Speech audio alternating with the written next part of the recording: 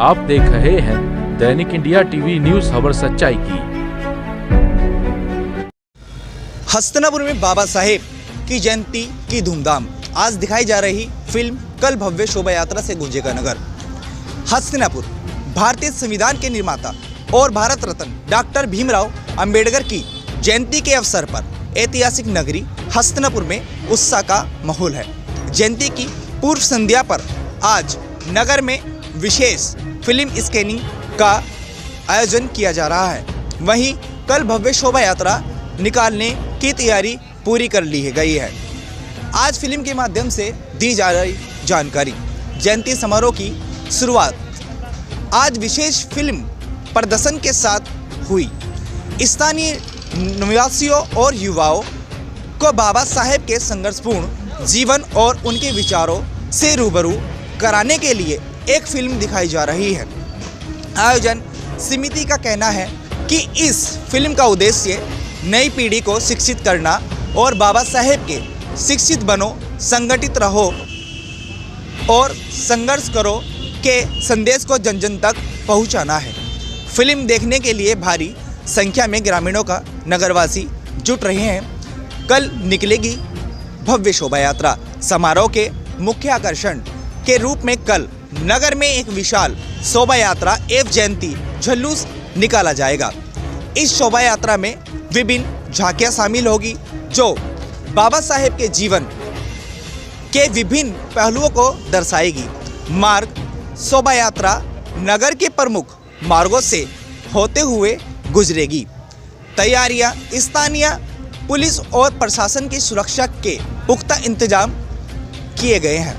उत्साह विभिन्न सामाजिक संगठनों और अंबेडकर अनुयायियों द्वारा जगह जगह पुष्प वर्षा और जलपान की व्यवस्था की जा रही है।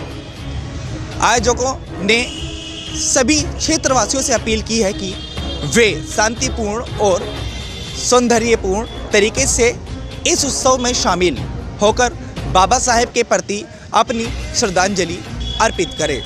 अभी हमारे साथ यहाँ जुड़ेंगे जो यहाँ की समिति है, यहाँ के जो अध्यक्ष हैं, उनसे हम भी बात करेंगे कि आगे की क्या क्या प्रक्रिया है, क्या किस तरीके की आगे की तैयारी है। सर हमारे साथ अब जुड़ चुके हैं जो हस्तिनापुर के पूर्व चेयरमैन थे अरुण कुमार चेयरमैन जी।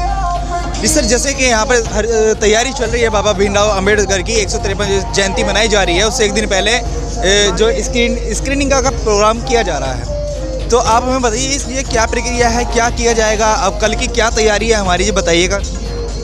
सबसे पहले तो मैं ये कहूँगा संविधान के निर्माता परम पूज्य बाबा साहब का जो 135वां जयंती महोत्सव मनाया जा रहा है, ये पूरे विश्व में मनाया जा रहा है और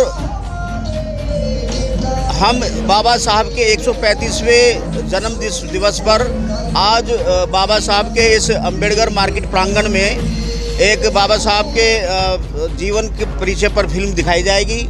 साथ ही बाबा साहब के कल जो कार्यक्रम लगेंगे वो स्कूलों से झांकी आएंगी और बाबा साहब के जीवन पर करीब 35 झांकियाँ उसमें निकलेंगी।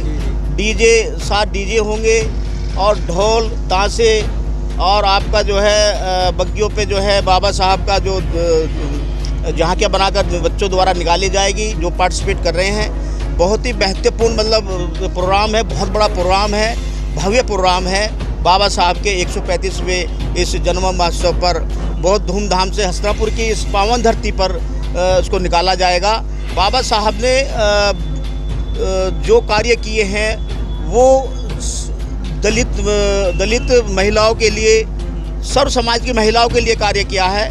दबे कुचले लोगों को उन्हें उठाने का कार्य किया है। समता मूलक समानता का अधिकार दिया है। बाबा साहब ने उन दबे कुचलों को भी अधिकार दिया जो सदियों से गुलामों के भी गुलाम थे और बाबा साहब ने संविधान में वो अधिकार देकर आज उनको उस आज़ादी दी है। वो खुली हवा में सांस लेने के अधिकार है उन्हें आज, जो बाबा साहब की देन है। और इस बाबा साहब के इस पावन बेला पर जो 135वें जन्म महोत्सव पर मनाया जा रहा है, उस पर जो है पूरे बढ़ चढ़ कर सब लोग, पूरे जो कमेटी है हमारे हसनापुर की कमेटी है, उस कमेटी के जितने पदाधिकारीगण हैं सभी बहुत महत्वपूर्ण रूप से अपना दायित्व निभा रहे हैं और बहुत ही लगनशील से अभी कार्य कर रहे हैं और पूरी रात झांकियाँ सजाने का कार्य चल रहा है।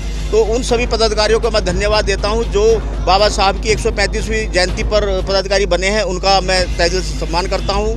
हमारे बीच में यहाँ पर मौजूदा अभी हमारे महामंत्री जी भी विपिन वर्मा जी हैं और भाई हमारे जो रोहित प्रदीप नागर जी जो ओबीसी समाज से आते हैं, इन्होंने मतलब इतना बढ़ चढ़ कर भाग लिया है इस बाबा साहब की जयंती पर।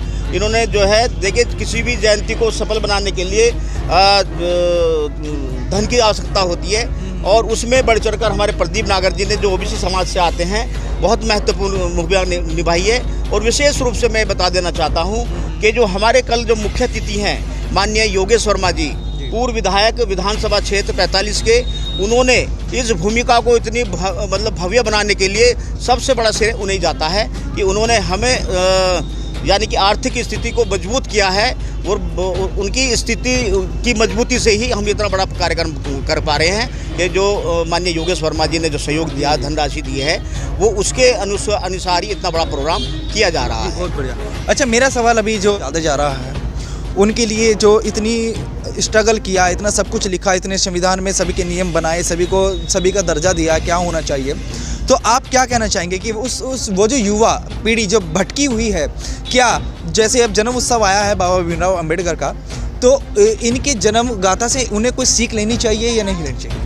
देखिए, बाबा साहब की जीवनी से अगर वो बाबा साहब को एक बार पढ़ लें तो मैं समझता हूँ कि कोई भी व्यक्ति नशे की तरफ नहीं जाएगा। बाबा साहब ने एक बात कही थी कि शिक्षा वो शेरनी का दूध है, जो पिएगा वो दहाड़ेगा। लेकिन जो हमारे भाई बंधु जितने भी हैं जो नशे की तरफ जा रहे हैं, वो सारे शिक्षा से दूर होते जा रहे हैं, या वो किसी भी कारण रहा हो, चाहे वो मोबाइल का कारण हो या कोई और संगति का असर हो। तो बाबा साहब ने तो नारा इसीलिए दिया था कि शिक्षित बनो, संगठित रहो और संघर्ष करो। संघर्ष भी, शिक्षित जब आप हो जाओगे तो आप संगठित भी हो सकते हो, संगठित रहोगे तो फिर आप संघर्ष भी कर सकते हो। बिल्कुल, ये एक तरीका ये कहना है कि जैसे बाबा साहब भीमराव अम्बेडकर का कहना ये था कि तुम्हें अपने मूल अधिकार पता होंगे तो तुम्हें कोई दबा भी नहीं सकता, ना ही आपको कोई परेशान कर सकता। और जिस तरीके की जैसे यहाँ पे देखा जाता है कि अभी बहुत कम है, बहुत मतलब कि ऐसे हैं जिन्हें लोगों को पता नहीं है उनके न्याय क्या है, संविधान में क्या लिखा है, उनका कहीं ना कहीं शोषण होता है। मगर हमारा कहना ये है कि अगर वो भारतीय संविधान पढ़ लेंगे तो उनका शोषण होना जाहिर सी बात है ख़त्म हो जाएगा, फिर कोई किसी का शोषण नहीं कर पाएगा। तो इस विषय में आप क्या कहेंगे? मैं ये कहना चाहता हूँ कि बाबा साहब ने जो शिक्षा का ज़्यादा जोर जो दिया है वो इसीलिए दिया है कि जो बच्चे शिक्षा ग्रहण करेंगे वो स्वतः ही ये जान पाएंगे कि हमारे अधिकार क्या हैं। जो व्यक्ति अनपढ़ हैं या ये कहिए कि किसी कारणवश वो लोग नहीं पढ़ पा रहे हैं, मैं और ये भी बता देना चाहता हूँ कि जिन लोगों ने, चाहे वो कोई से भी समाज के हों, जिसने भी बाबा साहब को अगर एक बार पढ़ लिया, उनकी जीवनी पढ़ ली, तो वो फिर बाबा साहब को ही मानता, किसी को नहीं मानता। उन्होंने ये स्पष्ट कहा है कि बाबा साहब ने जिन कष्टों में रहकर, जिन मजबूरियों में रहकर, छुआछूत में रहकर और क्या नाम है भेदभाव में रहकर उन्होंने शिक्षा का ग्रहण किया, वो हिम्मत नहीं हारे, हौसला इतना बुलंद रहा कि उन्होंने शिक्षा जो ग्रहण करी, जिस भी क्षेत्र में गए, जिस भी उसमें गए, उन्हें 9 भाषाओं का ज्ञान था, 32 डिग्री उनके पास थी। इतना विद्वान व्यक्ति जो विश्व में प्रथम स्थान रखता हो, जो विश्व में पूजा जाता हो, वो व्यक्ति जिन्होंने क्या नाम है अपने इस पढ़ाई का डंका विदेशों में भी दिखाया और वहाँ पढ़कर दिखाया।